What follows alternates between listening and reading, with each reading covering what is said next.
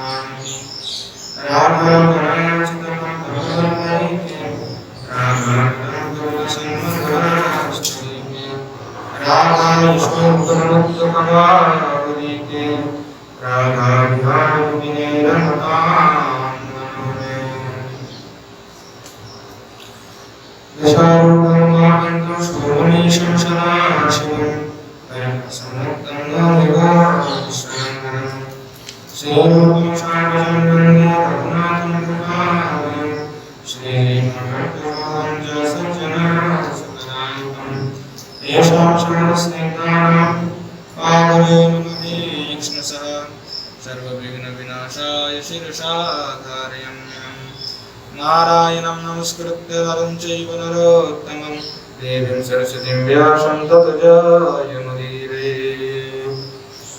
वृन्दाय तुलसी दिव्यप्रियाय केशवस्य च कृष्णभक्तिप्रदे देवी सत्यवत्याय नमो नमः वाञ्छाकल्पतरुभ्यश्च कृपासिन्धुभ्यैव च पतितानं पावनेभ्यो वैष्णवेभ्यो नमो नमः हरे कृष्ण कृष्ण कृष्ण हरे हरे हरे राम राम राम हरे हरे।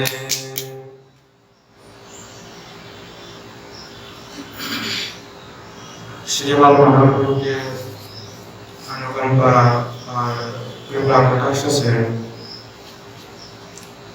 हम सभी यहाँ नित्य प्रति सत्संग में श्री रामानुगा भजन के विषय में आस्वादन कर रहे हैं। यहाँ जो रामानुगा भजन के विषय पर यह आस्वादन हो रहा है। श्री उज्ज्वला मुनि में श्री गोस्वामीपाद जो रागमणि की विषय पर आस्वादन किए लिखे हैं, इसके संबंध में हम लोग सभी आस्वादन कर रहे थे कि पूर्व दिन में हम सभी राग के विषय में अनुराग के विषय में आस्वादन किए कि जो अनुराग है वह साधक को चरम उत्कर्ष तक बढ़ा के ले जाता है और जो अनुराग का जब उदय होता है तो अनुराग का उदय होने पर एक दूसरे में जो है वशीभूत हो जाता है। यहाँ अनुराग के पश्चात जो है भाव का उत्पत्ति होता है। अनुराग हो गया तो उसके पश्चात जो है भाव का उत्पत्ति होता है।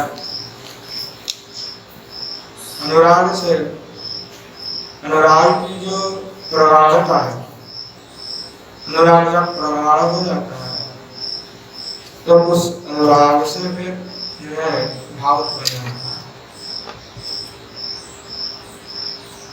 यह भाव किसको कहते हैं?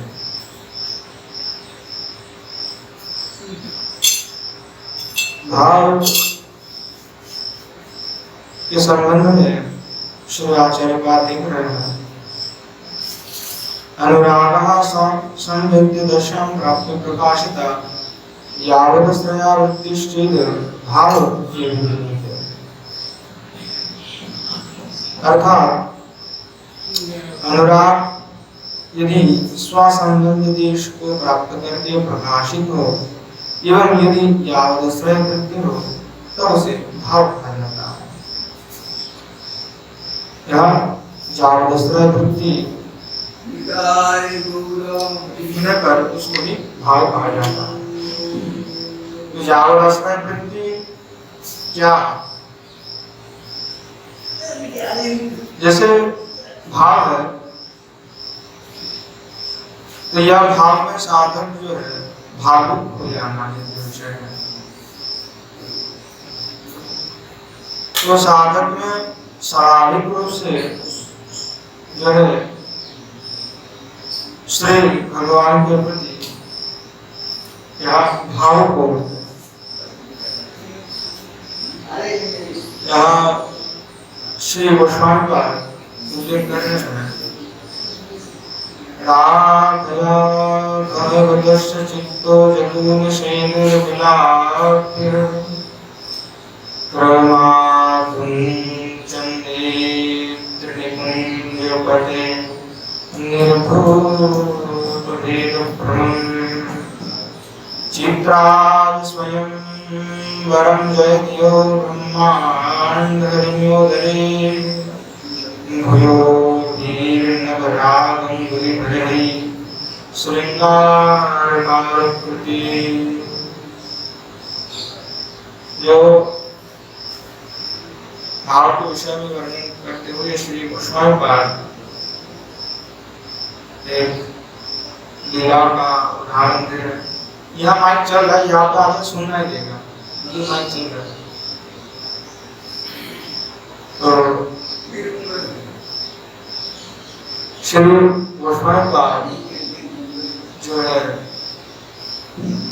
उल्लेख कर रहे हैं कि गोवर्धन के किसी कुंज में और गोवर्धन पर्वत में ही किसी कुंज पर श्री भगवान कृष्ण और श्रीमती किशोर जी जो है एक दूसरे का माधुर्य आस्वादन में मग्न थे। तो माधुर्य आस्वादन में जब एक दूसरे में मग्न थे तो उस समय दोनों के शरीर पर जो सात्विक भाव का उत्पन्न हो रहे थे, दोनों उन्माद में ही क्या होता है कि परस्पर अभेद हो जाते हैं। और जैसे अभेद हो गया तो दोनों में यहाँ सात्विक भाव का जो है उदय हो जाता है। अब सात्विक भाव कोई छोटे मोटे सात्विक भाव तो होते नहीं, वह एकदम पूर्ण रूप से सात्विक। तो वहाँ माधुर्य का जो आस्वादन हो रहे थे कि दोनों के शरीर पर सात्विक भाव का जो उद्गम हो रहा है, छा रहा है। तो उसके लिए भाव का माधुर्य को अनुवादन करते हुए श्री वृंदा देवी न कहने लगी कि हे गोवर्धन निकुंज विहारी कुंज रपते। श्री राधा जी के और आपके जो चित्त रूपी जो लाक्षा है, जैसे लाक्षा गृह होते हैं, तो लाक्षा क्या होता है कि लाक्षा गृह में क्या होता है, थोड़े में घी लगा के आग लगा दोगे तो लाक्षा गृह जल जाता है। तो लाक्षा जो है वो अग्नि में बहुत जल्दी जल जाता है। जैसे पांडवों को लाक्षागृह में मारने के लिए दुर्योधन ने रची थी अपना चाल चली थी, तो उसी चाल चले थे वे। तो इसी प्रकार कहने लगे कि जैसे लाक्षागृह होते हैं और लाक्षागृह में जैसे कि मानो लाक्षागृह जल गए हैं और जलने पर उससे क्या होता है कि स्वेद और ताप उत्पन्न होता है। जैसे कि अग्नि बहुत प्रचंड जलता है, तो अग्नि की प्रचंड प्रताप के कारण अगर उसके पास में कोई है तो वह अपने आप स्वयं से तापित हो जाता है। तो सखियों का यह उल्लेख है, सखियों का ये समझाना चाह रही है कि जैसे आप दोनों हैं लाक्षा, तो लाक्षा और अग्नि, तो आप एक दूसरे के लिए माधुर्य आस्वादन कर रहे हैं। उस माधुर्य के आस्वादन से क्या हुआ, आप दोनों तो पहले से द्रवित भी हैं, और आपके द्रवित होने पर भी जो है हम सभी भी तापित हो रहे हैं, अर्थात उनको भी उससे दिव्य जो भाव है, जो आनंद है, वो प्राप्त हो रहा है। तो चित्त जो है श्री सूर्य जी का और श्री ठाकुर जी का परस्पर जो है अभेद हो गया। अर्थात ये भ्रम ही नहीं हुआ कि और ये एक है कि दो है, कि श्री ठाकुर जी और श्रीमती किशोर जी एक है कि दो है। अगर दो है तो हमें दो दिखाई पड़ते, पर दो तो है पर हमें दिखाई पड़ रहा है एक, मतलब जो एकता है, जो एक हो जाना, तो एक हो जाने के कारण एकदम दोनों में कोई भेदभाव नहीं है और भेद का भ्रम है वो दूर हो जाता है। और यह जो एकीभूति होना अर्थात एक हो जाना, यह एकमात्र श्री किशोर जी और श्री ठाकुर जी में ही विराजमान है। जो श्रृंगार रस के ये शिल्पी है, तो यहाँ कहने लगे कि यह श्रृंगार रूप जो शिल्पी ने ब्रह्मांड के रूप जो अट्टालिका है उसके भीतरी भाव चित्रित करने के निमित्त नवराग हिंगुल द्वारा स्वयं ही मान उनको मनोरंजित कर दे। ऐसे पुष्पाण का उपमा देते हैं, वहाँ बहुत ही कठिन उपमा है, एकदम उपमा देंगे तो यह मानो की बहुत बड़ा उपमा दे रहे हैं। तो कहने लगे कि यहाँ एकीभूत ऐसे हुई मानो कि यह ब्रह्मांड जो है ये अट्टालिका है और उनके भीतर भाग को चित्रित करके को नव निमित्त नवराग रूप हिंदुल के द्वारा यह अनुबंधित कर दिया गया है। तो यह अनुराग की जो उत्कर्ष है, उस अनुराग के उत्कर्ष विशेष के नाम है भाव। इसी अतिशय प्रगाढ़ हो जाना, अनुराग के उत्कर्ष का जो विशेष है वो है भाव। गोस्वामी जो है भाव और महाभाव को एक ही तरह लेते हैं, पर महाभाव को थोड़ा सा ज्यादा करके वर्णन किया। तो गोस्वामी जी और फिर कृष्णा चक्रवर्ती वाली महाभाव के विषय जो कहे हैं वहाँ केवल किशोर जी और श्री ठाकुर जी में ही है और कहीं नहीं मिलता। तो यहाँ अनुराग की जो दशा है, तो अनुराग की ये दशा भाव अनुराग के लिए स्वयं को ही अनुभव होता है। जब कोई अनुराग जिसका बढ़ जाएगा उन्हीं को स्वयं अनुभव होगा भाव का, नहीं तो भाव को अनुभव नहीं कर सकता, अनुभव के पड़ेगा। अगर राग जो है अनुराग की दशा की जो उत्कर्ष हो जाता है और जो भाव प्राप्त हो जाए तो फिर वो स्वयं उस भाव का अनुभव कर सकता है, मतलब जब कर सकते भाव आत्मदन के बिना उस भाव का वो नहीं कर पाएगा, समझ नहीं पाएगा। इसलिए इसको क्या कहा जाता है कि स्वसंवेदी दशा। हाँ, स्व जिसको जानते हैं, स्वसंवेदी दशा था। स्वसंवेदी मतलब जो ज्ञान है कि स्वयं ही स्वयं का ज्ञान हो जाना, तो अनुभव से होता है। तो अनुराग की जो दशा है उनके भी तीन स्वरूप है कि भाव और करण और कर्ण। अनुराग के तीन स्वरूप बताए गए हैं। अनुराग के जो उत्कर्ष है वह अनुराग के आनंद अंश में ही जो कृष्ण का अनुभाव होता है, कृष्ण ने भाव होता है। और अनुराग उत्कर्ष जब बलवती हो जाता है, तो बलवती होने पर उत्कंठा के साथ क्या होता है, श्री कृष्ण माधुर्य आदि का अनुभव फिर होता है। और जो आस्वादन करने वाले हैं तो क्या होता है, जैसे कि श्री जो उत्कंठा के साथ करेगा, अनुराग का उत्कर्ष हुआ और फिर क्या हुआ, उनका उत्कंठा बहुत बड़ा कि कृष्ण का माधुर्य का आस्वादन, रूप माधुर्य गुण माधुर्य का आस्वादन।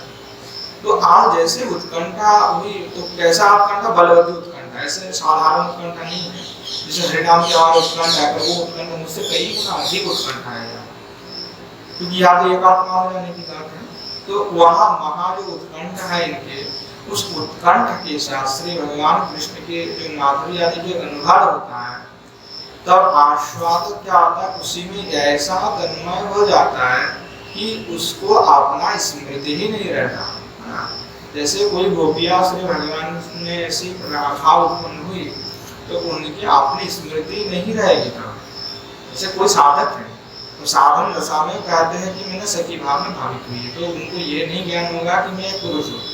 जैसे हम है मंदिर सर में भजन कर रहे हैं तो हमें यह नहीं ज्ञान होगा कि हम पुरुष हैं, अपना स्मृति जो है भूल जाएगा, मैं कौन हूँ वो भूल जाएगा कि मैं स्त्री हूँ, मैं पुरुष हूँ, मेरा इस दशा क्या, मैं इस स्थान पर हूँ, क्या मैं सोच रहा हूँ, क्या कर रहा हूँ, इससे उनको कोई मतलब नहीं है। बस उनको क्या होगा, अपनी जो स्मृति वह नहीं रहती है, वो ना आस्वाद माधुर्य आने की, और जो आस्वादन कर रहा है माधुर्य का उसका भी स्मृति नहीं रहता। क्योंकि अगर अपनी स्मृति रह गया तो क्या होता है कि नए माधुर्य का आस्वादन नहीं हो पाएगा। इसलिए आस्वादन किए तुरंत भूल गए कि पहले तो कभी किया ही नहीं था आस्वादन हमने, तो दोबारा, क्योंकि लीला एक ही लीला कई बार हो सकता है, एक ही जैसे तो नित्य है, बट वही लीला में बार बार आनंद आएगा। तो इसलिए इस अवस्था में जो है तन्मय हो जाना, अपना स्मृति बिल्कुल नहीं रहता, किसी का कोई बिल्कुल स्मृति नहीं रहता। तो ये दशा जो है मतलब ब्रज गोपियों में ही दिखाई पड़ता है, दूसरे में तो बहुत कठिन है, होगा ना। तो ये जो क्या यहाँ पे क्या होता है कि अनुभव का ज्ञान रह जाता है कि गोपी भाव में जो अनुभव उत्पन्न हो, आहा कि कैसा अनुभव का सुंदर अनुभव का जो ज्ञान है वो ज्ञान भले रह जाए, पर स्मृति जो है नहीं रहता, स्मृति हट जाता। और जो करण को बताया है, करण का अर्थ है कि उपाय, अर्थात जैसे संविधांश जो अनुराग, संविधांश में क्या होता है, जो भगवान के तीन स्वरूप बताए हैं,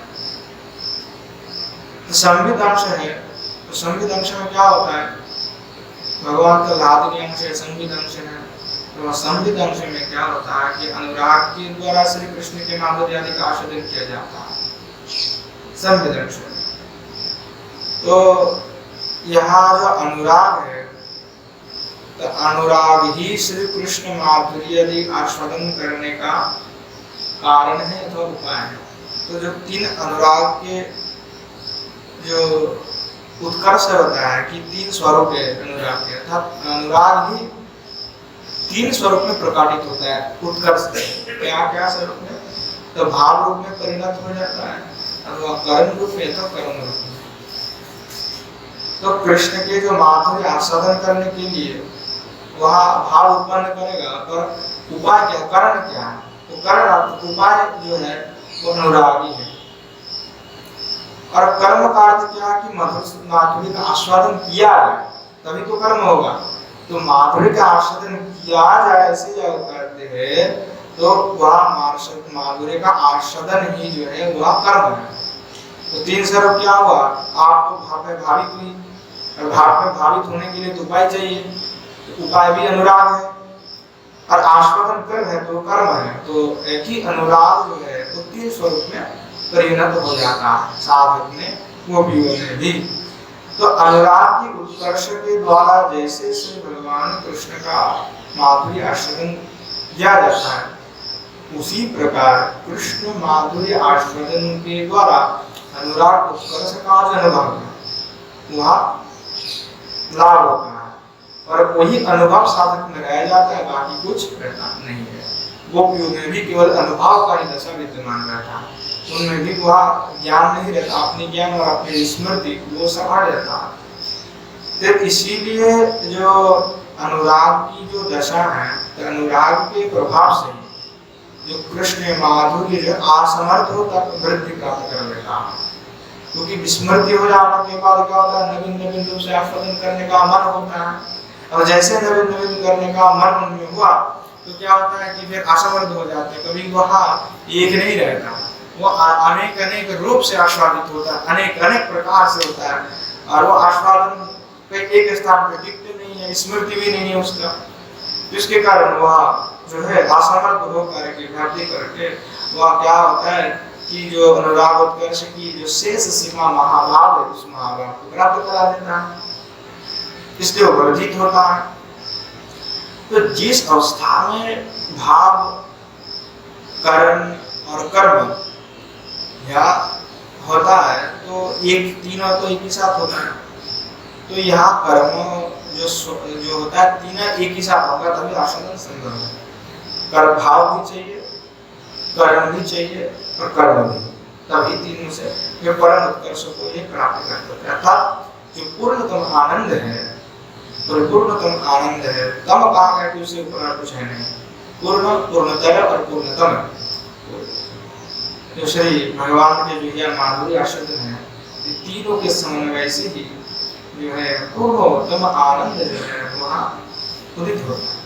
और अनुराग की उस जो अवस्था है उस अवस्था को ससंवित दशा कहा जाता है, अर्थात जो ये अनुभव स्मृति चला गया उनका अपना स्मृति तन्मय भी हुआ और अनुभव रह गया, तो ससंवित दशा का ये लक्षण है कि तो यहाँ पे अनुभव मात्र रहता है, स्वयं ही अनुभव रहता है।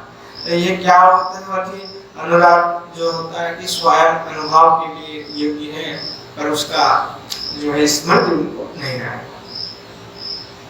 और यह भी कहा जाता है कि जो रति है अर्थात जो लादिनी है, तो लादिनी जो शक्ति है यह संबित प्रधान सर्व शक्ति की ही वृत्ति है। तो अनुराग में लादिनी और संबित दोनों रहते हैं, और अनुराग की ससंविद्धता जो है वो चरम उत्कर्ष की दशा है, वो उत्कर्ष देने वाला है। तो इसलिए इसे कहा जाता है प्रकाशमान, अर्थात जैसे भाव उत्पन्न होगा तो उसमें श्वेत कम कोकुल इत्यादि भाव का उद्गम हो जाएगा, इसलिए प्रकाशमान है वो, अपने आप प्रकाश। जैसे यहाँ पे किसी को भाव उत्पन्न हुई और तुरंत साथ के साथ उनके शरीर पे जो है रोमांच पुलक उद्गम इत्यादि जो है अपने आप उत्पन्न हो जाएगा।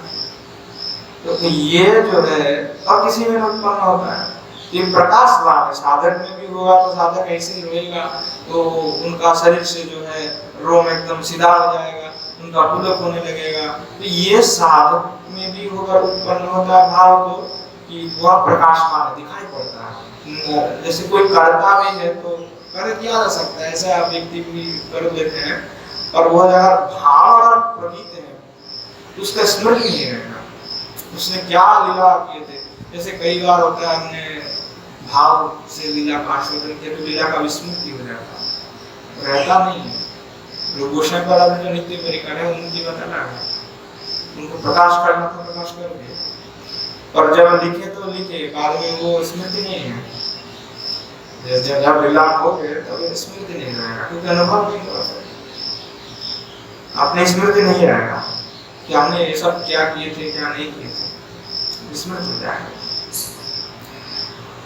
तो इसलिए कहा कि जागृतश्रय वृत्ति जो होता है कि जितने जितने साधक भक्त तथा सिद्ध भक्त हैं उन पर सब अनुराग की वृत्ति अथवा क्रिया है, सब अनुराग की वृत्ति की जो क्रिया है। अब जिसका यो यज्ञता है उस मतलब जिनका जितना अनुराग है, जिनका जितना अनुराग की यज्ञता है, उस यज्ञता के अनुसार ही जो साधक भक्त है, जैसे साधन अभी करने वाले और जो सिद्ध भक्त है, तो अनुराग की जो उत्कर्ष है, जैसे कि अनुराग से क्या होता है, भाव और महाभाव। तो योग्यता अनुसार साधक में अगर योग्यता है तो भाव का पूर्णतम अंश भाव का मिलेगा या पूर्णतर या पूर्ण। जैसे कि भाव भी ऐसा कि पूर्ण एकदम पूर्णतम भाव अगर मिल गया तो फिर महाभाव में बदल जाएगा। अगर अभी पूर्ण भाव मिलेगा तो इतना ज्यादा नहीं है पर थोड़ा बहुत भाव हो रहा है। तो साधक के योग्यता अनुसार जो है अनुराग उसको क्या करता है कि वह अनुराग की उत्कर्ष से भाव है उसका प्राप्ति करा देता है। ये साधक में जितना योग्यता होगा उतना ही मिलेगा उसको। तो ये किसके ऊपर निर्भर है, साधक के ऊपर। साधक जब साधन करेगा, जब भजन करेगा तभी संभव होगा। जब तक विषय से नहीं छूट रहा तब तक उसको रति ही प्राप्त उपलब्ध नहीं, बाकी तो बात छोड़ ही दो। प्रेम प्राप्ति ही संभव नहीं है तो फिर बात बोलने की बात भी नहीं रहता है। इसलिए यहाँ जो है महाभाव जो प्राप्ति होता है, यहाँ से क्या हो जाता है कि महाभाव का प्राप्ति, भाव हुआ और भाव से फिर महाभाव का प्राप्ति उत्पन्न हो जाता है। तो श्री जीव गोसाई पाद भी वही महाभाव के संबंध में भी जो है उन्होंने उसी प्रकार से उल्लेख किया है। देखिए महाभाव भी क्या है, वो सबसे सर्वश्रेष्ठ जो है एकदम चरम उत्कर्ष, उससे परे और कुछ नहीं। और महाभाव जो होता है रूढ़ अतिरूढ़ इत्यादि जो है वो दशा है। तो सर्वपुरुष क्या है, वो दशा है। तो महाभाव जब हो गया तो भाई और क्या चाहिए, कुछ नहीं चाहिए। महाभाव से श्रेष्ठ कुछ है नहीं है। तो महाभाव क्या होता है कि अनुराग एवं असमर्थ चमत्कार मादको महाभाव, कि अनुराग का जब जावदश्राय वृत्ति एवं स्वसंविद प्राप्त होकर के जब स्वयं ही प्रकाशित हो जाता है, उनका नाम हो गया भाव। और यही भाव जो है पराकाष्ठा को जब प्राप्ति होता है तो उनको कहा जाता है महाभाव। मतलब ये थोड़ा भाव से जो है श्रेष्ठ है। तो यहाँ पे जो जावदश्राय वृत्ति है, तो जावदश्राय कहने का तात्पर्य है कि जैसे कि भाव की जो आश्रय है, भाव के आश्रय स्वरूप जो राग है उसकी क्षमता को समझाएगा जावदश्राय वृत्ति। वही है कि जितना साधक में योग्यता है उतना है उसको प्राप्ति मिलती है। तो ये सीमा है, ये तो जो है सीमा है, इतना ही मिलेंगे, योग्यता इतना है उतना ही मिलेंगे जावदश्राय वृत्ति। तो प्रणय उत्कर्ष जन्य मन की जो अवस्था होता है, क्या होता है मन में, अत्यंत दुख होता है। और अत्यंत दुख में भी क्या होता है, सुख का अनुभूत होता है, वो होता है राग। और प्रणय उत्कर्ष के लिए क्या होता है, अत्यंत दुख होता है। दुख में भी सुख होता है तो तब राग हो जाता है। तथा राग के उदय में, जैसे राग के उदय में दुख को सहन करके सुख बोध होता है, ऐसा नहीं है। परंतु दुख की बोध नहीं होता है, केवल मात्र सुख की बोध होता है। ऐसे हमने कह दिया कि दुख को सहन करके, जैसे राग में तो दुख का सहन करके सुख प्राप्त करना चाहिए। वहाँ तो दुख का जो है उदय, दुख होने पर भी दुख उनको अनुभव ही नहीं होता कभी। जैसे श्रीमती किशोरी जी का अपना चरण रख करके वह दर्शन कर रहे कृष्ण की, तो उनमें उनका दुख कभी अनुभव नहीं हुआ, अथवा वो दुख सहन नहीं कर रही है, उनका अनुभव ही नहीं हो रहा है कोई दुख हो रहा है। उनका तो हृदय में यह अनुभव हो रहा है कि जो है हम कृष्ण का दर्शन कर रहे हैं और इससे सुख प्राप्त हो रहा है, क्योंकि दुख का उदय वहाँ पे है ही नहीं। सही है, सहन की हम देख रहा है कि कष्ट हो रहा है, तो किशोरी जी में वो अवस्था ही नहीं है कि वो सोच रही होंगी कि मुझे जो है दुख मिल रही है, मैं दुख को सहन करके सुख का कर रहा। अभी तो वहाँ पे केवल सुख का ही बोध होता है। और जो ससंविद दशा है वो क्या है कि अनुराग के उदय में पहले जो राग तक जो सब जितने भी भाव है वो सब भाव का समावेश हो जाता है।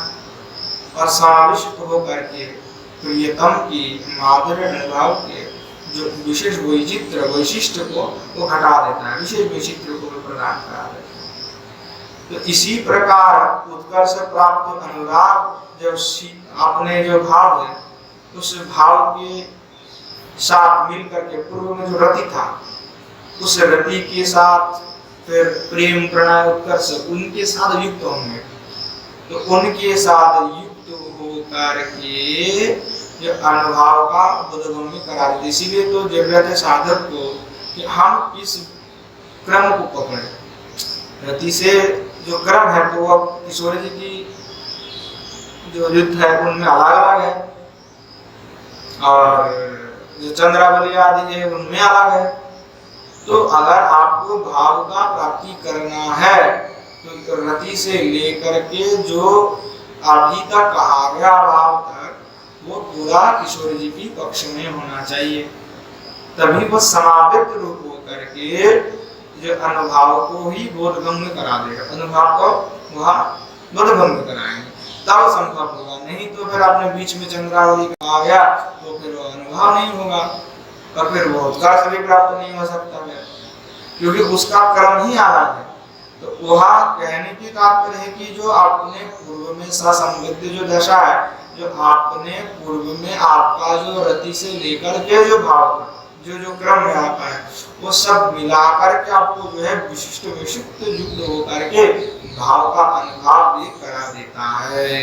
और इसीलिए जो स्वयं संविद्ध है संवदन रूप में ही बोधगम्य वो करा देता है। तो यह क्या होता है कि स्व महिमा में स्वयं प्रकाशित क्रम ठीक है तो स्व महिमा से ये प्रकाशित कर देता है। और यही जो दशा है इनका नाम है स्वसंवेद्य दशा। और इसी अवस्था में केवल अनुराग ही आस्वाद्य होता है और आस्वाद्य दान के कारण जो है विस्मृति भी घट जाता है।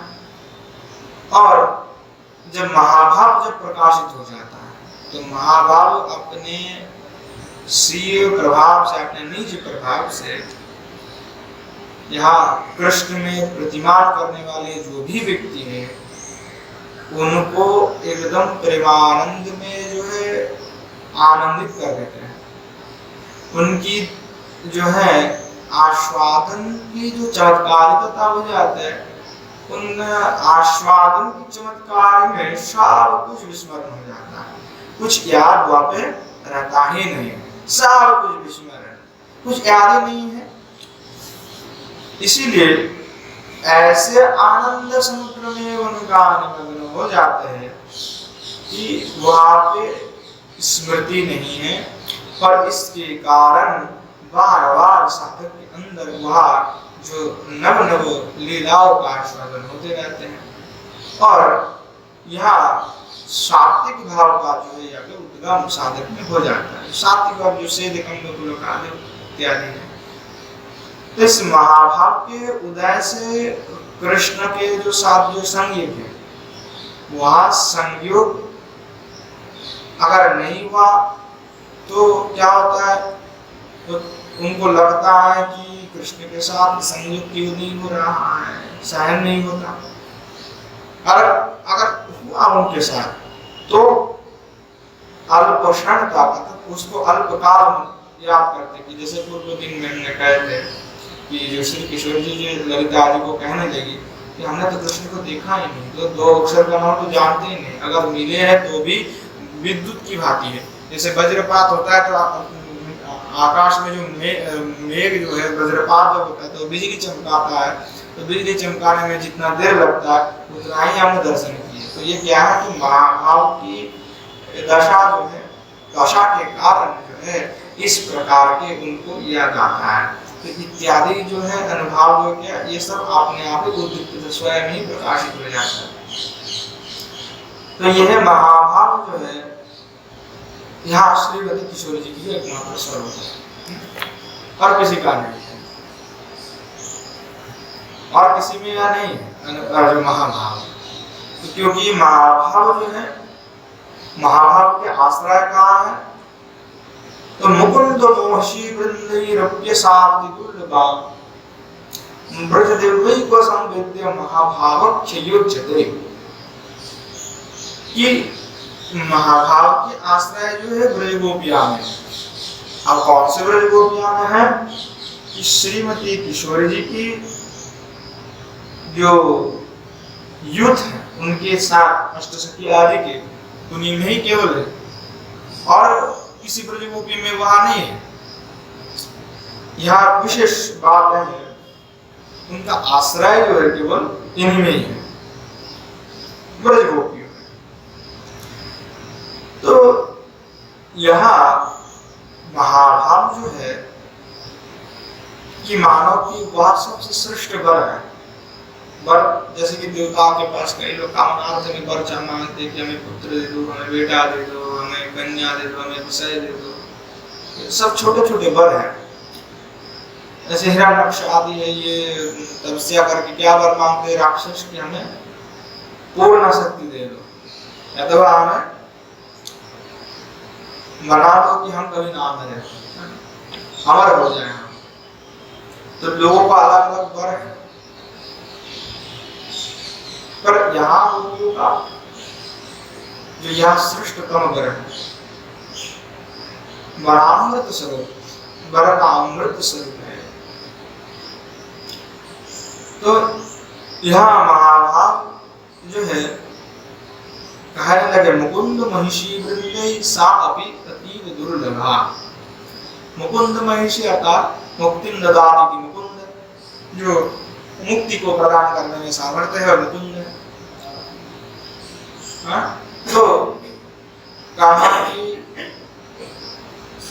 जो श्री ब्रज की गोपियां हैं उनमें जो भाव है और मुकुंद महिषी वृंदे, मुकुंद के जो महिषी अर्थात जो रुक्मिणी आदि सत्यभामा, इन सब के लिए भी जो यह भाव है, महाभाव है, अति दुर्लभ, मिलते नहीं है इनको, अति दुर्लभ, इनके लिए भी अति दुर्लभ है।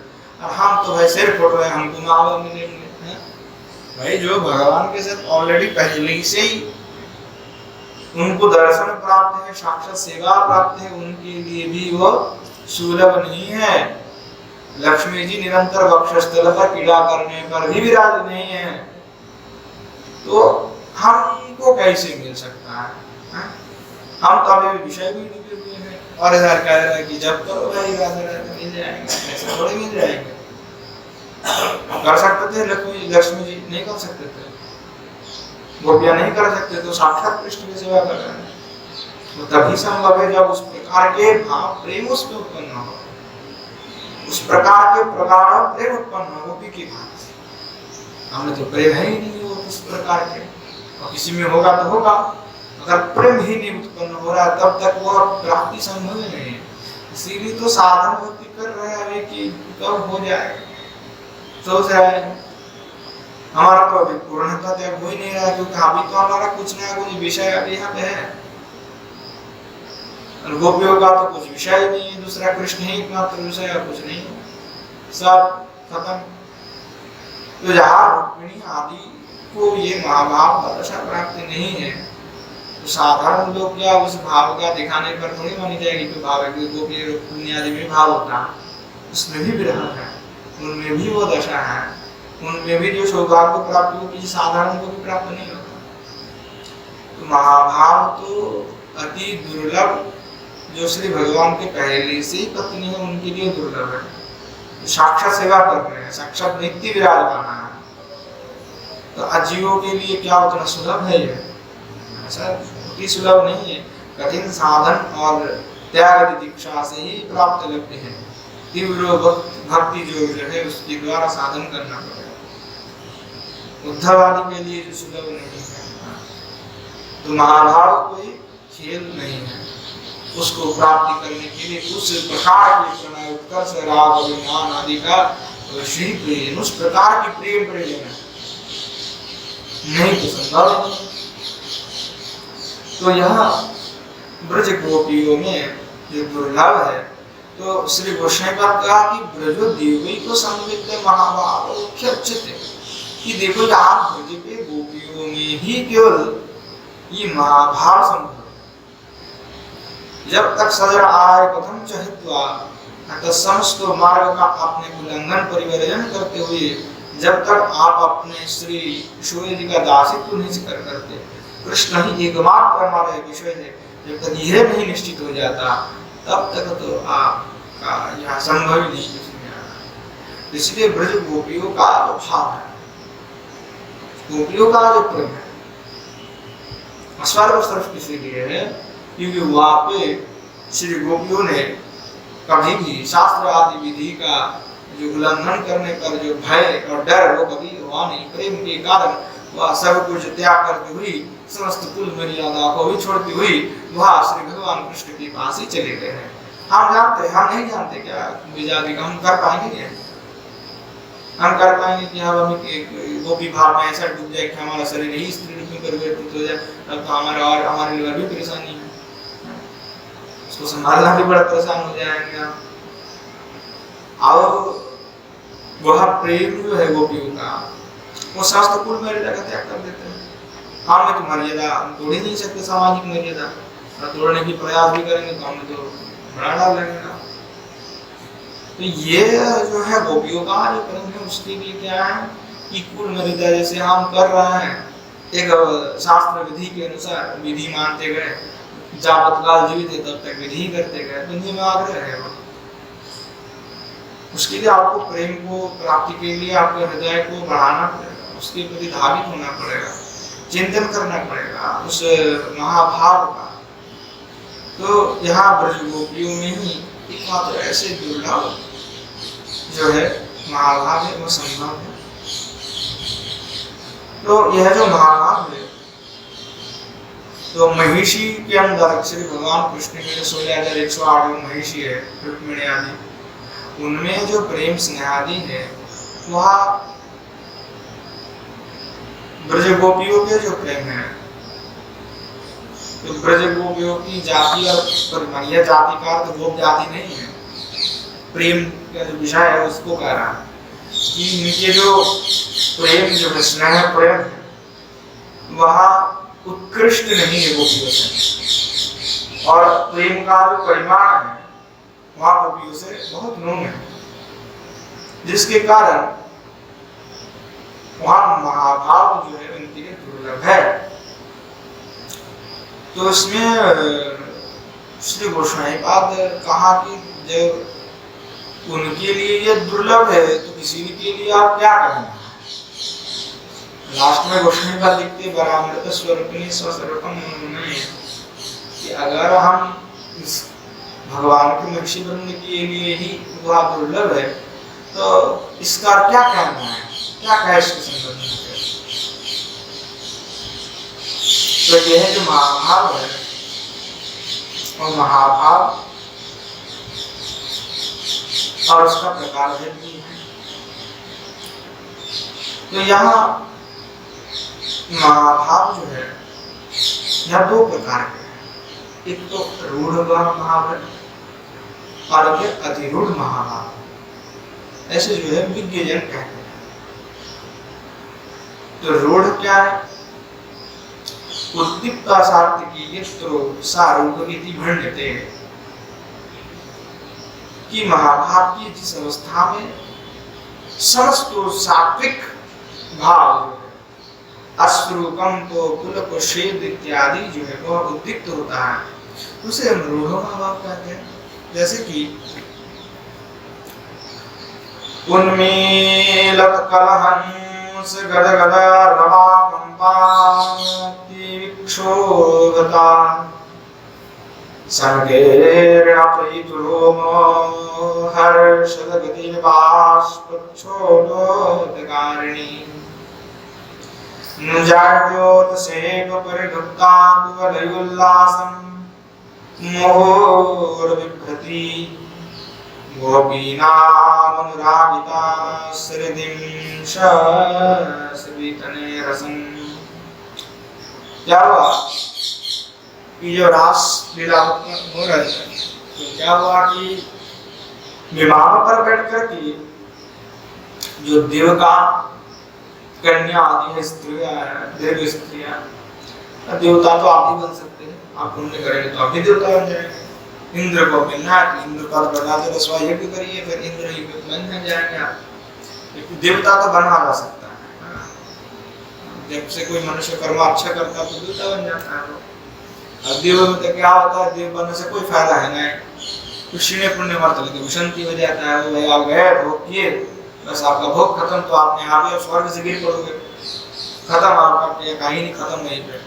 बड़े लोगों को आप जा करके बैठाया गया इंद्र पद में, जा करके वो भोग किए, तुरंत जैसे भोग खत्म हुआ तो बोलना नहीं पड़ा, आपने आप ही पृथ्वी लोक पर वो गिर पड़े।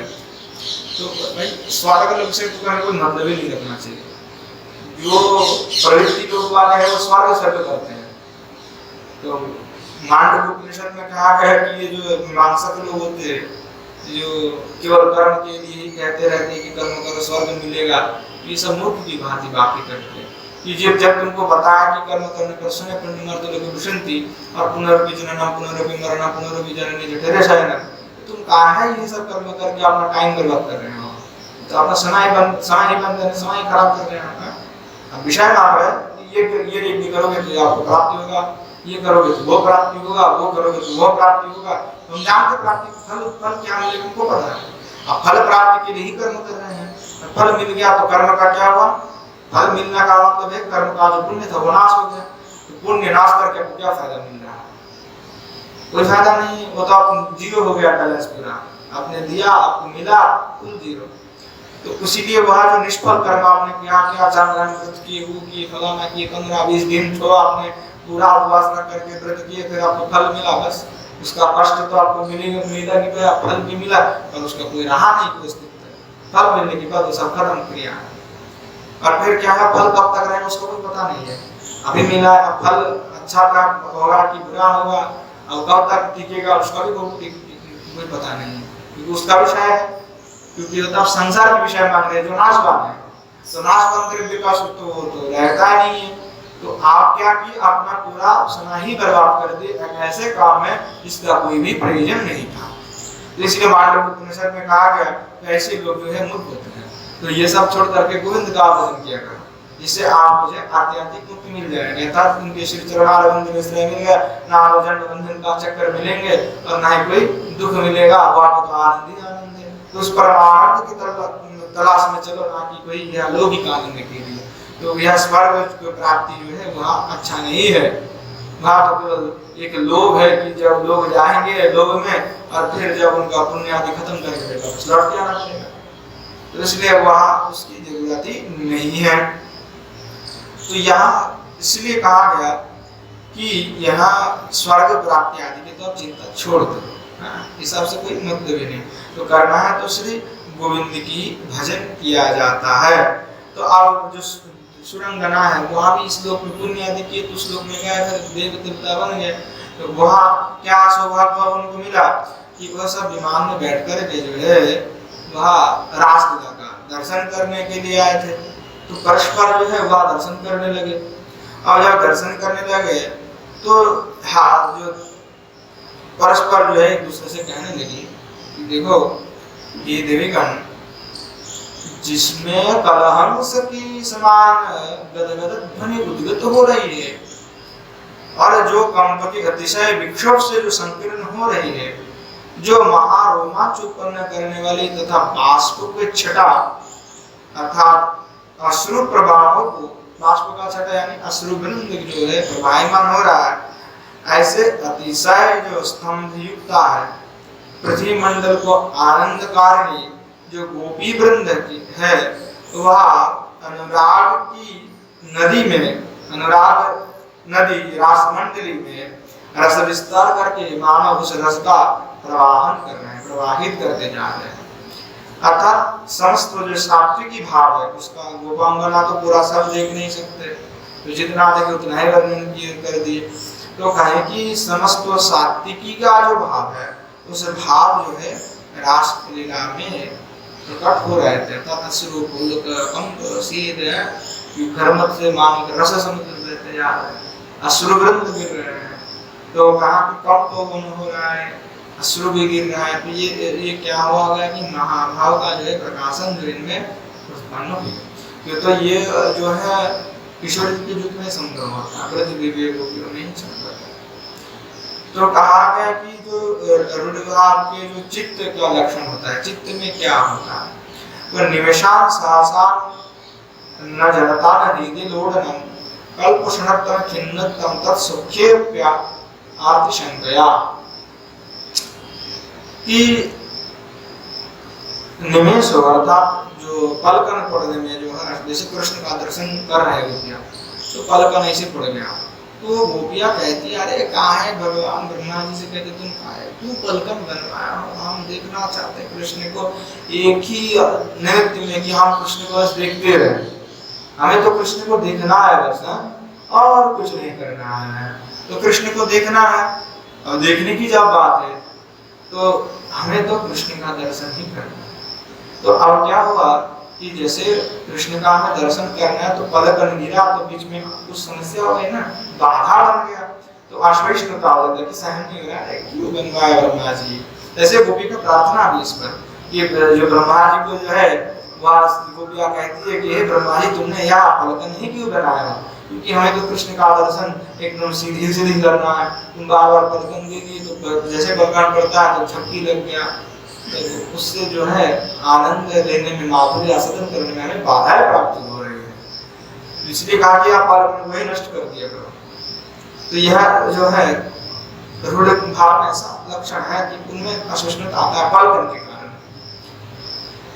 और निकटवर्ती जो जनसोम है का जो हृदय है, निकटवर्ती होता है, तो उनमें क्या होता है कि बुलगन होता है, कल्प होता है कि कल्पताक रास हो रहा है, कल्प से लीला हो रहा है, कृष्ण के साथ कल्प काल का नित्य विराजमान है, पर फिर भी क्या होता है कि अरे एक क्षण ही थे कृष्ण के साथ, एक क्षण ही है, ज्यादा दिन तो नहीं, ये दिन की तो बात छोड़ो, तो अभी मिले कृष्ण से, तो कहाँ है, अभी मिल रहे हैं, अभी दर्शन कर रहे हैं, अभी लीला हो रहा है, पहले तो वह नहीं कभी रास, आज ही तो रास कर रहे हैं हम, तो किया था होगा तो पूर्व में वो थोड़ी देर के लिए होंगे, जो याद भी नहीं रहेगा, विद्युत की बात है, तो ऐसे उनमें भाव उत्पन्न हो। और जो है कृष्ण के सुख के आरती को, कृष्ण के सुख में आरती की जो है आशंका जनित खिन्नता होता है, तो खिन्नता में क्या होता है, मोह, खिन्नता हो जाता है कि अरे कृष्ण का सुख कब दर्शन होगा प्रभु का, कब उनके आनंद लेंगे, कब श्री भगवान हमें दर्शन देंगे, उनका रूप माधुर्य का आस्वादन करेंगे। उससे क्या होता है, आशंका से खिन्न हो जाना कि क्या होगा, कब होगा, खिन्न हो जाते, दुखी हो जाते, खिन्न हो जाते। और फिर क्या होता है, मोह हो जाता है, तो मोह का है अभाव में भी आत्म जो आत्मा आदि सर्व विस्मृति हो जाता है, मोह हो गया, कृष्ण में मोह उत्पन्न हो, भुजंग को देखा, कमल वृक्ष को देखा, कृष्ण का मोह उत्पन्न हुआ, सब विस्मृत होकर के कमल वृक्ष को ही पकड़ लिया, क्या हुआ, यहाँ हो गया मोह, सब विस्मृत हो गया, मैं कौन, उसे कोई फर्क नहीं पड़ा, कृष्ण को भी दर्शन नहीं करना पड़ा, मोह उसमें मोहित। तो एक क्षण भी जो है कल्प के समान होकर लगना, एक क्षण जो है कल्प के समान लगते हैं उनके पास।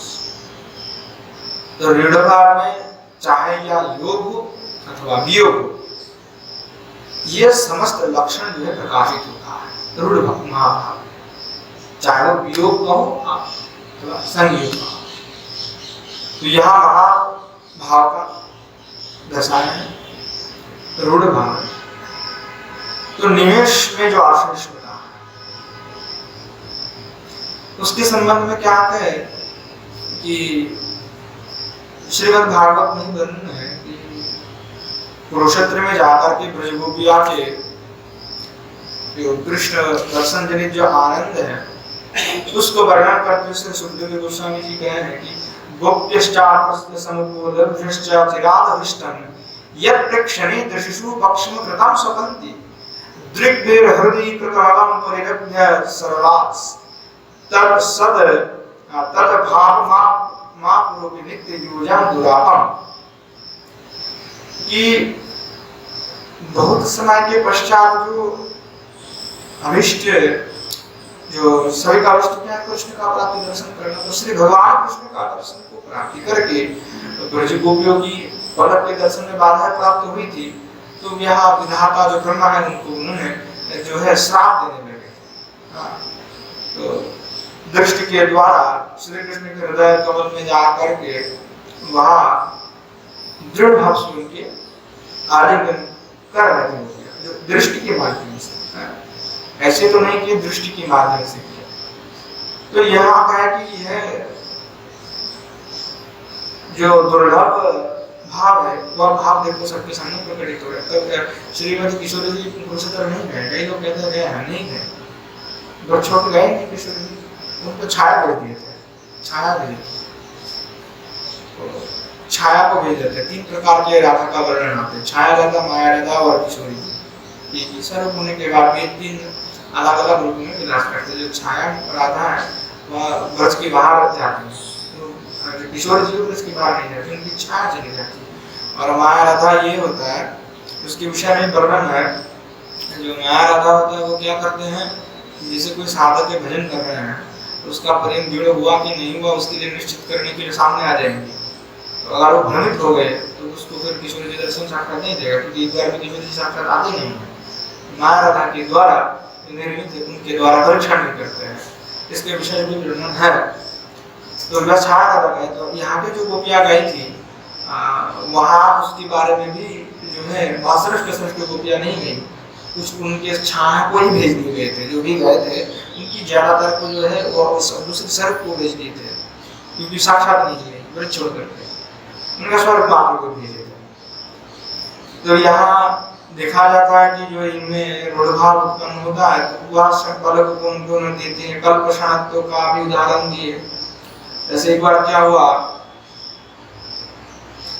निकटवर्ती जो जन को जो हृदय के जो विरोधन करना अर्थात आनंदित करना, अर्थात क्या होता है जहाँ यहाँ रूढ़ भाव का विकास हो जाता है वहाँ निकट के जैसे चित्तवर्ती लोग होंगे। जैसे हाँ किसी में यहाँ पर रूढ़ भाव उत्पन्न हुआ, आसपास में हम 10-15 लोग बैठे हैं, तो उसके प्रभाव से जो है सबके चित्त में रूढ़ भाव विस्तार हो जाएगा। आप में, हम में, सब में रूढ़ भाव विस्तार हो जाएगा, क्योंकि निकटवर्ती जन को वह विरोधन करने वाला है, वह एकदम विस्तार कर देगा। तो इसीलिए कहा गया कि किसी में अगर भाव उत्पन्न हो रहा है तो आसपास में लोगों को अनुभव होना चाहिए उसका। आप कैसे कहते कि उसमें भाव ऐसे भाव उत्पन्न हो रहा है, जाके पास में बैठो ना, तो आप नहीं हो, आप भजन नहीं करते हो, कुछ नहीं करते हो, तो भी उत्पन्न होगा आपके अंदर, क्योंकि महाभाव का दशा ही ऐसा है कि वो निकटवर्ती जन में जो भी रहेगा उसको ही विरोधन कर देगा। प्रभाव है उसका, ना शक्ति है, तो वह जो है अपने आप ही विकासित कर देते हैं, विस्तार कर देता है। जो सख्यम प्रेक्षु कुरुन गुरुशीति भृताग्र गुरुन यंतशीरो सस्ता विश्वथयन्तो शेष रमणी रालाप सर्वजनम गोपीनाम अनुराग सिंधु लहरी सत्यांतरम विक्रमैरात्रम स्तिमिताम यथार्थ परम वैकुंठ कंठस्त्रयम। ये क्या हुआ कि कुरुक्षेत्र में गोपी वृंद तथा श्री भगवान कृष्ण की जो मिलन में जो उद्भूत उनमें रूढ़ भाव उत्पन्न हुआ। तो द्वारिका की वासिनी जो कुछ रसविदुषी जो है नारियां जो परस्पर इस प्रकार से कहने लगे, अरे सखिया ये ब्रज गोपिया के अनुराग सागर की लहरिया ने तो गुरुवंशी को ही प्रभावित कर दिया, तो विस्तार हुई कि नहीं हुई? गुरुवंश में तो है नहीं हुआ, तो कैसे प्रभावित कर दिया? विस्तार कर दिया कि मानो उनको ही प्रभावित कर दिया। श्री युधिष्ठिर के मस्तक को चक्राते हुए पतिव्रताओं के सदित धर्मों को शिथिल कर दिया है। क्या प्रभाव स्तर कर दिए कि युधिष्ठिर की मस्तक को जो मन चक्कर आ गया और चक्कर घुमाती हुई वे चक्राते हुई जो पतिव्रता स्त्री है उनकी सतीत्व धर्म को ही शिथिल कर दिया। ये सतीत्व धर्म है उनको ही शिथिल कर दिया कि तुमसे तो ज्यादा देखो गोपी का, तुम तो कहते हो आप लोगों को सती पतिव्रता, गोपियों को देखो तो उनको युधिष्ठिर जी की भी चक्कर आ गए, चक्रा दे गए। हाँ, और क्या हुआ कि समस्त लोग जो है समस्त लोगों को शराब कर अपने प्रभाव से शक्ति भमा के चित्त पर चोट करती हुई श्री कृष्ण की कंठ शोभा स्वरूप श्री रुक्मिणी देवी को भी अतिशय आश्चर्य में डाल दिए। देखो मन शक्ति भमा को भी वो आश्चर्यचकित हो गए और रुक्मिणी देवी के हतभम्ब हो गए गोपियों को देख करके। तो यहाँ कैसे हुआ? तो ब्रज गोपियों का जो रूढ़ महाभाव है, उस महाभाव ने जो है सबको एकदम अद्भुत को जो है उसमें क्या कर दिया, अभिभूत कर दिया। साधारण रूप से विस्तार उनके प्रभाव से ही सब ऐसे ही चक्कर में आ गए उसका विस्तार। और इन जो अनुभव इनको हो रहा है, ये जैसे बात पहले हुई थी कि अनुभव रह जाता है, अनुभव का क्या? तो देखिए ये अनुभव का ज्ञान किसको हो रहा है कि द्वारकावासिनी को हो रहा है, रस विदुषी को हो रहा है। रस विदुषी जो है नारी वाले गुण को उत्पन्न हो रही है कि जो है कृष्ण के गोपियों के प्रभाव से ऐसा हुआ, तो उनमें भी वो भाव के कारण उत्पन्न हुई। तो रस का जो विस्तार है उसका प्रभाव, जब वो भाववती ना होने पर भी उसका प्रभाव सबके ऊपर पड़ जाएगा, उसके प्रभाव जो छोड़ जाएगा वो प्रभाव छोड़ जाता है। इसलिए साधक जो भी उस भाव में भावित होंगे उसकी स्पर्श संस्पर्श जाने से एक प्रभाव छोड़ के जाए। जैसे हम कहते हैं ना कि कोई हमारे जिंदगी में आए जो छाप छोड़ करके चले गए, तो वो छाप छोड़ करके चले जाने की बात है कि वो आए थे तो कुछ देर के लिए पर छाप छोड़ करके वो चले गए। आपके जिंदगी में भले ही कुछ क्षण के लिए आया है पर ऐसा कुछ किए हैं जो है जिंदगी भर वो छाप छोड़ करके चले गए। तो ब्रज गोपी जो है कुरुक्षेत्र में गए तो वो छाप छोड़ करके आ गए कि देखो आप अपने पतिव्रता कहती हो, आप लोगों को श्रेष्ठ कहती हो, अब हमें तो उनको देख करके सब एकदम चक्र आ गए। तो यह निकटवर्ती जनों को जो है ये एकदम जो आह्लादित कर देते हैं, विडोलन कर देते हैं। विशेष करके आलोड़न सृष्टि विडोलन का अर्थ विशेष प्रकार से आलोड़न, विडोलन विशेष प्रकार से आलोड़न कर देने की बात है। और जो कल्पषणत्व की बात है वहां भी लीला में विस्तारित किए गए हैं कि सरजोष निराश विधि रज निरूपामि निमिषात शुद्रता संयजनी न तद विस्मय पदम शोकोत सेकारंभे निमिष पलव कल्पानि वदशं महाकल्पा कल्पा विहुलवति काल कनना। ये अब कहने लगी कि जो श्री गोपिया है, तो गोपिया क्या की उनके श्री भगवान के साथ शारदीय रासलीला की। तो शारदीय रासलीला में अनेकों रात्रि जो है श्री भगवान ने लीला की। और वैसे रात्रि नहीं कि 12 घंटा 6 घंटा रात्रि, तो ऐसे रात्रि वो तो बोले कि कैसे रात्रि हैं, तो बोले अति दीर्घ रात्रि। ऐसे अति दीर्घ रात्रि में अनेकों रात्रि में श्री भगवान ने रास किया, परंतु जो ब्रज की गोपियां हैं उनके लिए वह समय अति अल्प प्रतीत हुई कि भाई ये तो बहुत अल्प समय है, 2-4 मिनट का ही होगा। हाँ, अति अल्प समय है। तो इस संबंध में पूर्णमासी देवी ने जो है नारदी से कहा कि हे नंदिमुखी, जो शरदकालीन जसना में ही वहां जो रास है,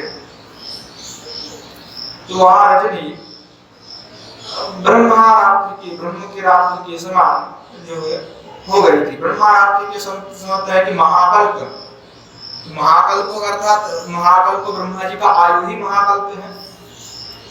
तो ब्रह्मा जी के जितना आयु है तो वहां आयु तक रास हुए। तो बताइए भाई कितने दिन रास हुए? तो पूर्णमासी जी कहने कि महाकल्प तक रास हुए। एक ब्रह्मा जी नामक पलट गए, तो एक ब्रह्मा जी का जन्म हुआ और पूरा समस्त कर्म किए और समस्त कर्म करके उनका जो है प्रलय हो गया, ब्रह्मा जी भी खत्म हो गए, तो तब तक रास चली। तो यहाँ महाकल्प है, तो महाकल्प तक देखो कि यहाँ रास हुआ ब्रह्मरात्रि के समय। तो ब्रह्मरात्रि के महाकल्प की ब्रह्मा जी के पूरे ही समाप्ति तक। तो बोले कि देखो यहाँ समस्त जो है ब्रह्मा जी के एक रात्रि में कल्प है, एक रात्रि में देवता उत्पन्न हुआ, देवता का एक दिन में खत्म हो जाना। तो कहा कि यहाँ महाकल्प के समान है। तो ब्रजगोपी उनको क्या समझे ब्रजगोपिया कि वो एक निमेष मात्र है, जैसे एक पल का गिरना, एक निमेष, जैसे हमने पल की झपकाया तो खत्म, तो बस गोपियों को लगा कि तो एक पलकन को जितना पलकन को गिराने में जितना समय लगता है उतना ही समय जो है यहाँ पे हमने रास किए हैं। उनके पास तो ये इतने समझा, लेकिन बोले कि ये कोई आश्चर्य की बात नहीं है, क्योंकि कृष्ण के साथ मिलने में उनके सुखोत्सव है, उस सुखोत्सव के प्रारंभ होते ही महाकाल भी जो है निमिष बर्बाद हो जाते, महाकाल जो है तो ब्रह्मा जी की पूरा जन्म से लेकर के अंत तक जो है वो महाकाल तक रास हुआ और वह उनको बस एक ही पलकन की भांति उनको लगती है। तो ये कहते कि बराबर हो जाता है, क्योंकि महाकल्पो कल्प्यापि आहल गते कलिकलना, कि अगर जो महाकल्प है तो ब्रह्मरात्रि के समय उनको लगा और एक निमेष जो है उसमें सब खत्म, मतलब पृथ्वी का प्रलय हुआ तो हमारा अभी रास चल रहा है, अभी नित्य चाष हो रहा है, तो हम लोग जब बेचारा रास चल ही रहा है तो हम तो सोच रहे हैं कि हमारा अभी जिएंगे 20-40 साल और भी जी जाएंगे हैं, तो अभी बहुत समय है। तो जो गोपियों को उतने रास होने के बाद भी जो है लग रहा है कि एक ही पलकन अभी गिरे हैं, अभी वो नहीं कुछ भी हुआ नहीं है। तो यह जो होना निमिष मात्र की कल्प काल भी निमिष के भांति उनको लगती है। पर कृष्ण की सुख अवस्थिति में भी दुख की जो आशंका है, क्योंकि कृष्ण के साथ अवस्थान कर रहे सुख भी मिल रहा है, परंतु सुख में भी जो है तो दुख की आशंका उत्पन्न हो रही है। तो दुख की आशंका उत्पन्न होना क्या हुआ कि श्री गोस्वामी पाद कह रहे हैं, श्रीमद् भागवत के श्लोक का उदाहरण दिए यत्ते सुजात चरणाम गुरुहं स्तनेषु भीताः क्षणैः प्रियदति मयि कर्कशेषु तेनाटवी मठसि त्यागव्यर्थते न किंसे पुरपारिभिर्ब्रह्मति धीर्भवदायुषङ्गः। यही श्री गोपियाँ कह रहे हैं कि हे भगवान, रासस्थली में जब श्री भगवान कृष्ण अंतर्धान हो गए थे तो अंतर्धान होने पर जो गोपियों ने गोपी गीत का वर्णन है, गोपी गीत का तो विस्तार बहुत अधिक है, उस पर गोस्वामियों की अगर टीका पढ़ी जाए तो उस गोपी गीत को ही पढ़ने के लिए कम से कम हमको चाहिए 4 महीने। आज उसका अगर प्रवचन भी किया जाए तो 4 महीने तो लगभग मान ही लो, फिर जाकर के रास पंचक करने के लिए 1 साल चाहिए, केवल रास पंचक इतने मोटे किताब है कि उसमें गोस्वामी को टीका है, तो उसको आप करने के लिए आस्वादन करने के लिए जाओगे तो रास पंचक 1 साल के लिए लगभग चलते रहे हमारे। तो कहने लगे ये कि श्लोक का थोड़ा इसका बहुत ही जबरदस्त व्याख्या है, तो इतना व्याख्या तो करने के लिए आस्वादन करने का योग्य है, पर अब जो है मूल अर्थ ही ठीक है, तो समय भी नहीं है। तो गोपियों कह रहे हैं कि देखो ये प्रिय आपके जो यहाँ जो चरण है वहाँ कमल की एकदम भांति, कमल की जैसे नरम पल्लव होता है उसकी भांति अंकुर की जैसे कमल, और आप यहाँ जो है ब्रज के पग पर चलते हैं और हम आपके चरण को अपने वक्षस्थल पर भी रखने के लिए जो है डरते हैं, भीता। तो क्या कहे कि यत्ते सुजात चरणम गुरुहं स्तनेषु, तो वहाँ जो स्तनेषु कहा है तो वहाँ सबसे नरम स्थान है, तो वो कह कि हम इस पर आपकी कमल के जैसे चरण को रखने के लिए भी डरते हैं कि इस पर रखने पर भी आपको कई जो है यहाँ पे जो व्यथा न लग जाए, वेदना न लग जाए, तो उस वक्षस्थल पे धारण करने की इच्छा करने से करते तो है, पर यह चिंतित करके हम भीता हो जाता है, इस समय ही भीता दधि नहीं कर्कशेष, कि आपको यह हम अगर अति भीत होते कि हमारे वक्षस्थल पर अगर हम आप अपने चरण को रखेंगे तब हमारे कठोर स्थानों पर अगर हम अपने चरण को रख देंगे तो हो सकता है कि आपकी हमारे इस कठोर स्तन के कारण आपकी चरण कमल जो है शत विक्षत हो जाएगा। तो इसलिए कहते कि हे भगवान, हम आप ये सोच करके और भी आशंकाग्रस्त हैं और भी दुखित होते हैं कि आप आप इस चरण को गोवर्धन के पत्थरों पर कैसे आप चलते हैं, आप इसे कंट्रोल करें जिस मार्ग पे, जैसे कि तमाल वृक्ष है, तो जब तमाल वृक्ष का पत्ते से क्या होता है, पत्ते अलग रहते तो देखना कि कटा बन जाता है, कटे बन जाते हैं। और यहाँ पे ब्रज में है बावला का वृक्ष, तो उसमें भी छोटे छोटे कांटा रहता है, तो वो कहने लगे तो कंटकाकर ऐसे मार्ग है जिसमें तो कंकड़ हो, कांटे पड़े हुए हो, ऐसे आप जंगल में गोचारण करने के लिए भी कैसे आप उस कंटका मार्ग में घूमते रहते हो, क्या आपको चरण में दुख नहीं होता इससे? क्या आप में यहाँ कष्ट उत्पन्न नहीं होता? प्रभु हम अवश्य होगा। तो यह सोचते सोचते हमारे बुद्धि जो है ये व्याकुल हो जाती कि आप कैसे चल रहे हैं, तो इससे हमें डरते हैं, इसलिए कि आपका चरण कमल इतने जो नरम है, कोमल है, उसको हम आपने वक्षस्थल पर भी धारण करने के लिए भीत हो जाते हैं। तो गोपियों का क्या भाव देगा, उसका जबरदस्त व्याख्या गोस्वामी पाद ने की है, तो उसका आस्वादन करना अवश्य आवश्यक है। तो कहा कि श्री कृष्ण के सुख स्थिति में कि वहाँ जो दुख के लिए आशंका कि भगवान को सुख नहीं प्राप्त होगा, उस आशंका ग्रस्त हो जाना, तो यह रूढ़ भाव में होता है। और मोहादि की अवस्था में जो है सब कुछ विस्मृत हो जाना, कि मोहादि होने पर वह सब कुछ विस्मृत हो जाता है। कैसे होता है विस्मृत? तो मोहद्य भाव सर्व विस्मरणम यथा एकादशे ईताना वेद्यं मय्यां संगवद्दज्य स्वामात्मनमदस्तथेदं यथा समाधो मुनयो दितो ये नद्यः प्रविष्टा इव नामरूपे। अब श्री गोस्वामी बात कहने लगी,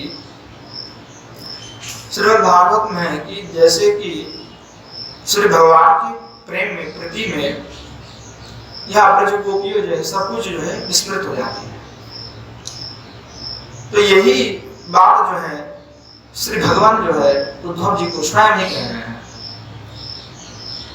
कि है उद्धव, जैसे समुद्र में प्रविष्ट नदी होते हैं, समुद्र में प्रविष्ट नदियां की भांति समाधि काल में मुनिजन जो मुनि ऋषि होता है, जैसे नाम रूप आदि कुछ भी नहीं जान पाते, उसी प्रकार जिनकी बुद्धि वृत्ति अतिशय रूप में मुझ में आ सकते हैं, वे गोपीगण अपने देह परकाल अर्थात वेदादि धर्म का त्याग करने का क्या फल है उसे भूल चुकी हैं।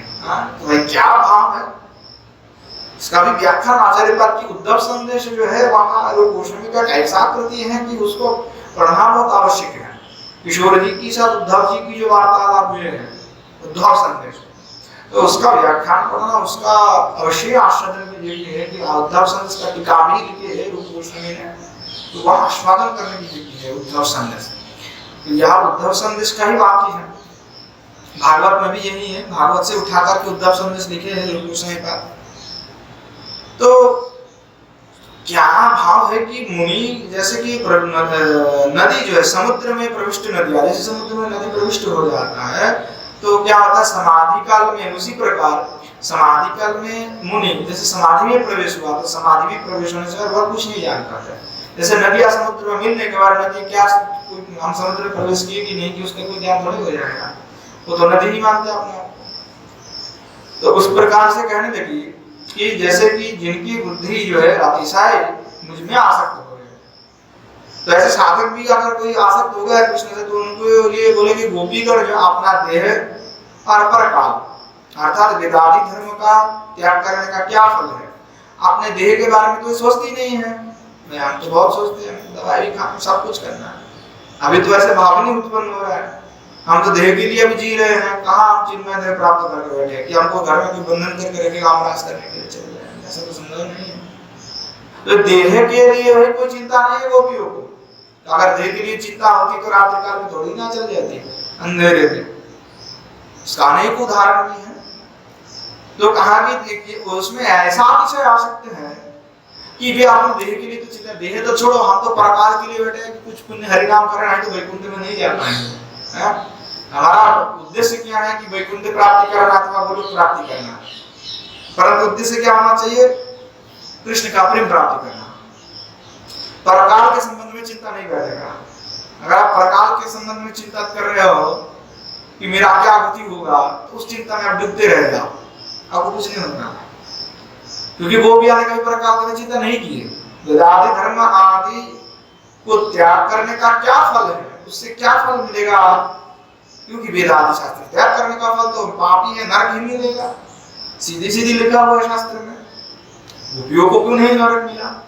तो गोपियों तो कोई चिंता नहीं किए, नहीं क्या फल मिलेंगे, उन्होंने तो स्पष्ट के लिए किए हैं, जो भी किए कृष्ण प्रेम के लिए किए हैं, और किसी से कोई मतलब नहीं। तो कृष्ण प्राप्ति का एकमात्र उद्देश्य है इनका। तो कहते हैं वेदा धर्म कुल धर्मता को त्याग कर दिए इन्होंने, तो कोई फल की चिंता नहीं है, जो परलोक का चिंता नहीं है। तो परलोक का हमारा चिंता छोड़ना होगा कि भाई परलोक कुछ है नहीं, हमको स्वर्ग से कोई लेना देना तो है नहीं, और वैकुंठ में जाएंगे तो कि प्रभु का सेवा करेंगे ना, कि हमारा उद्देश्य क्या रहेगा? क्योंकि श्रीमद् महाप्रभु ने कहा कि कैवल्य जो है अर्थात मोक्ष जो है वो कैतव प्रधान है, कि मुक्ति की वांछा है कि हम जन्म मरण की बंधन से छूट मिल जाए हमको, हाँ, और हमको मोक्ष मिल जाए। तो बोले ये सबसे बड़ा जो है मोह है, और सबसे बड़ा प्रलाप है। सबसे बड़ा जो व्यक्ति सोचता है कि मुझे मोक्ष मिल जाए, मुझे मुक्ति मिल जाए, तो कहते हैं कि यह जो है व्यक्ति का सबसे बड़ा कर्तव्य, ये भजन साधन का सबसे बड़ा बाधक है। अगर आप सोच रहे हैं कि मुझे भजन करके मुझे मोक्ष मिल जाए, वैकुंठ पद मिल जाए, तो ये आपकी भ्रम है, वह आपके चिंतन के विषय नहीं है, वह नहीं चिंतन करना चाहिए। आपको तो प्रभु के चरण में सेवा का चिंतन करना चाहिए, मुझे सेवक बनना है, दास बनना है। इसलिए महाप्रभु ने कैतव को जो है एकदम ग्रहण नहीं किए, और साधु संत लोग जो है कैतव से कोई मतलब ही नहीं रखते, कैतव से कोई मतलब नहीं है। तो यहाँ भूल चुकी जाती है कि इससे क्या फल मिलेगा, और क्या होता है इस समय लज्जा भय आदि का भी अतिक्रमण करके को कर लेते, तो भय लज्जा आदि संभ्रम को परित्याग करने से क्या होगा? दुर्नाम होगा, लोग आपको गलत कहेंगे।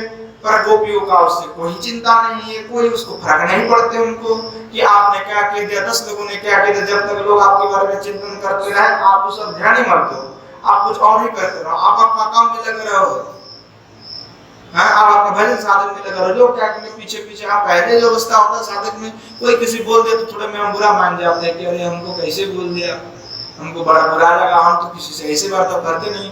पर ये लौकिक संसार है भैया, आपको मिलेंगे, चाहे आप अच्छा व्यवहार करो, लोग आपसे अच्छा व्यवहार नहीं करेगा। आप किसी को कुछ मत बोलो, किंतु लोग आपको बोलेंगे, क्योंकि लोगों का काम है बोलना। आप कुछ मत बोलो, आप मौन हो जाओ। मौनी का भी शत्रु होता है, शास्त्र कहते हैं मौनी का कोई शत्रु नहीं, पर होता है मौनी का शत्रु, क्या नहीं होता। एक बार हम दिखाएंगे मौनी का शत्रु होता है, और मौन भी रहोगे तो भी आपको शत्रु मिलेंगे, वो आपको पीछे कहने वाले व्यक्ति मिलेंगे। तो आपको मौनी किस रूप से होना पड़ेगा? मुंह से मौनी नहीं होना है, कान से मौनी होना पड़ेगा। जैसे कहते हैं ना भागवत में श्लोक है, जिघ्रंति कर्णप्पी बोले, कान से सुख हो, हरि कथा जो है कान से सुन हो। तो वहां उस प्रकार से आपको मौनी अगर होना है तो कान को मौनी कर लो, कि दूसरी की आवाज ही ना सुनाई पड़े हमें, जो भी कहेगा हमको सुनेंगे ही नहीं, क्योंकि आप जितना सुनते जाओगे उसका प्रभाव आपको पड़ते जाएगा। तो लोगों को जो कहना है कहना दो, हमें कुछ फर्क पड़ते नहीं है। वो कुछ कहते जाए, हम अपना साधन में लगे रहे, वो तो बेचारा रह जाएगा, हम तो आगे बढ़ जाएंगे। तो हमें उससे क्या मतलब है? कुछ मतलब नहीं रखा। पर पहले साधक में ऐसा होता है कि थोड़ा वो हृदय में क्षमता आता है कि हम रह रहे तो साधु संत के अंदर, सभी भक्तों के अंदर, फिर भी देखो भक्त में विविध द्वेष है, तो विद्वेष तो रहेगा, क्योंकि भक्त तो सिद्ध नहीं हुए, अभी नित्य सिद्ध नहीं है। वो भक्त है, साधक भक्त, जो अभी भी साधन कर रहे हैं, आप ही के जैसे साधन कर रहे हैं, सिद्ध नहीं है कि उसमें ऐसे भाव नहीं रहेगा, उसमें ऐसा गुण आप करके बैठ नहीं गए हैं, वो होगा। इसलिए आपको उस पर ध्यान ही नहीं देना, जो कहा सो कहा, हमको क्या मतलब, कह दिया तो कह दिया, जो हो गया अतीत है। अब कह दिया, उस बात को लेकर के क्या करोगे? अतीत तो अतीत हो जाता है, उस बात को लेकर के आगे बढ़ोगे तो वर्तमान आपका खराब होगा, भविष्य खराब होने वाला है, आपका अभी टाइम खराब होने वाला है। तो जो कह दिया सो कह दिया, हमने सुन लिया, उसके बाद उस पर ध्यान ही नहीं देना है। आप ज्यादा ध्यान नहीं देते जाओगे, उसको कोई मायने नहीं दोगे, फिर एक दिन लोग चुप हो जाएंगे कि वो तो हमारे बात को कोई ध्यान ही नहीं देता, उससे माथा पे कर कोई फायदा नहीं है। तो आप अपना साधन में लगे रहो, लोग आपके बारे में सोचते रहे, अब वो कल्पना के समुद्र में खो जाएंगे, आप अपना भजन लेकर के आगे बढ़ जाएंगे। ये साधन का तरीका है। अगर आप उस और भागोगे तो फिर उसमें क्लेश बढ़ेगा, विद्वेष होगा, हिंसा बढ़ेगा, प्रवृत्ति खराब, उससे कोई मतलब नहीं। क्योंकि संसार जब है ना, संसार में स्वार्थ से ही संपर्क बनते हैं और टूटता भी है तो स्वार्थ के लिए टूटता है। यहाँ पे टूटना, हाथ जोड़ना जो है सब स्वार्थ के लिए है। यहाँ पे कोई स्थित नहीं है, सब नाशवान है।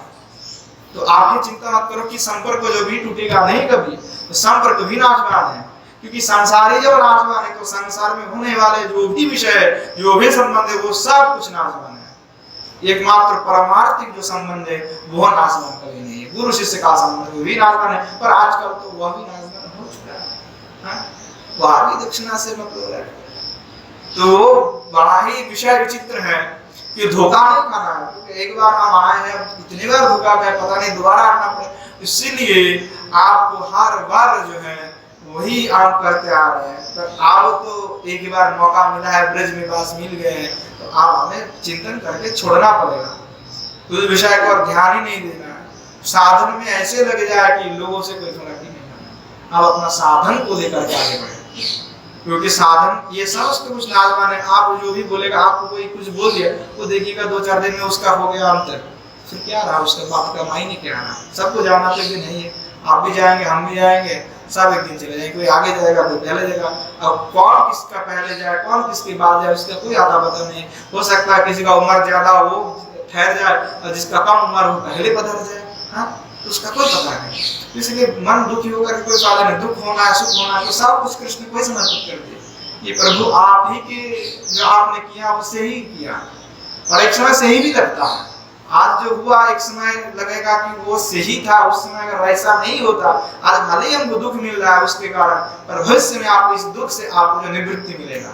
आपको लगेगा कि उस समय वो नहीं होता तो हमें यहाँ मौका नहीं मिलते और नहीं हमको कभी होते। ये अनुभव हमें भी हुआ कई बार कि उस समय अगर ऐसा नहीं होता तो हमको अनुभव ही नहीं मिलता।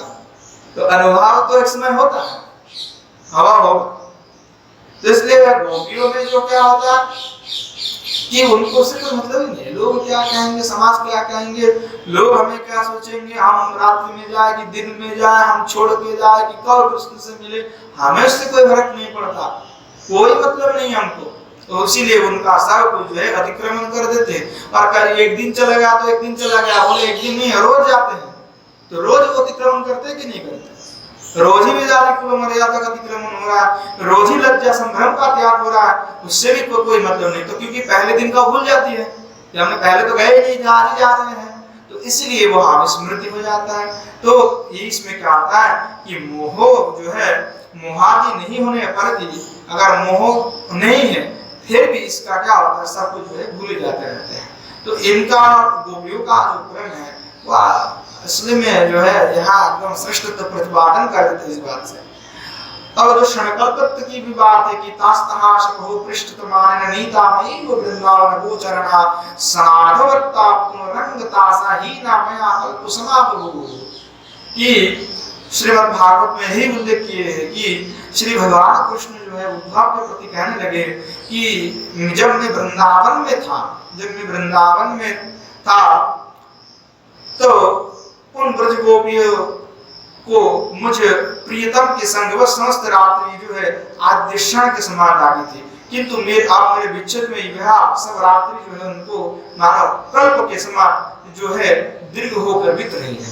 तो क्या हुआ कि जब श्री भगवान के साथ था तो एक पल के समय उनको लगी थी, और जब श्री भगवान नहीं है तो एक ही रात की उनको मानो कल्प के समान होता है। पर श्री भगवान तो नित्य है, वह स्मृति के कारण जो है अनुभव होता है गोपियों में, ऐसा नहीं है नित्य प्रति रास हो रहा, नित्य प्रति श्री भगवान से मिल रहा है, पर दुख की किसी क्या विस्मृति हो जाना, विस्मृति होने के कारण वह श्री भगवान जो है कह रहे हैं। तो इस प्रकार से श्री गोपियों का रूढ़ महाभाव है वह जो है एकदम विलक्षण है, और इसीलिए महाभाव को श्रेष्ठ कहा गया है।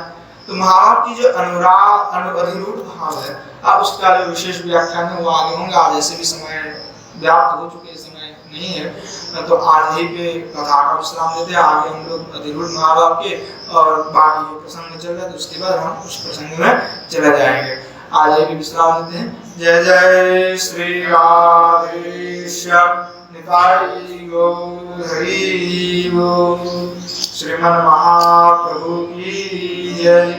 श्रीमन महाप्रभु के समस्त पार्षद वृंद की जय। श्री नवद्वीप धाम की जय। श्री युगल सरकार की जय। श्री गिरिन्द्र बिहारी भगवान की जय। श्री गिरिराज गोवर्धन की जय। श्री यमुना मैया की जय। श्री वृंदावन धाम की जय। श्री पंडित बाबा की जय। श्री कृपा सुंदर बाजी महाराज की जय। श्री विष्णु बाजी महाराज की जय।